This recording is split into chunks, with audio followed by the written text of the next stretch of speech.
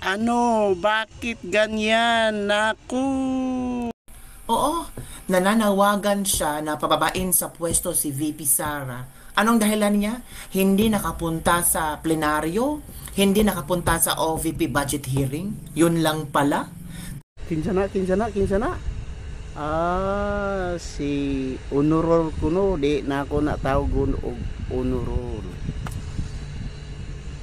Raul Angelo Bungalong, pababain mo si Vice President Sara Duterte. Pak. Umalis ka. Ikaw yang umalis dyan sa kasi wala akong nakitang trabaho mo, kundi ngayon lang gusto mong pababain.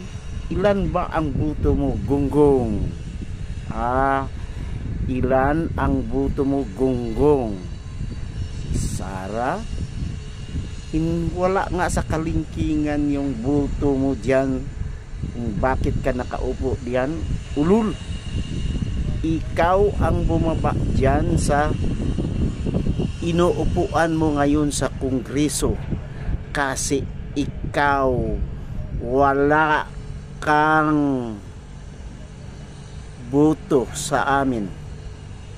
Hindi ka namin binuto. Wala kang karapatan magpababa dyan dahil nakikita namin ang trabaho ni Inday Sara. Ikaw, wala kaming nakitang trabaho para sa'yo. Ugo!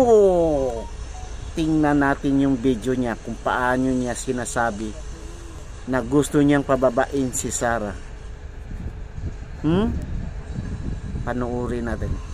In the sense na hindi po siya dumalo nung Committee on Appropriations Budget Hearing, pati po dito sa plenary, hindi rin po dumalo.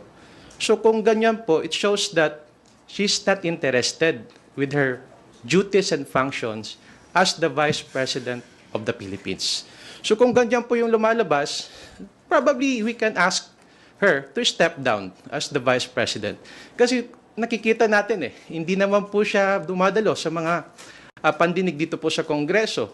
So ano po ibig sabihin nito? Hindi na po siya interesado at mas pinili niya pa po bumunta sa isang beach resort kaysa dumalo po dito sa pagdinig sa kanya pong budget. So I guess it's the Filipino people.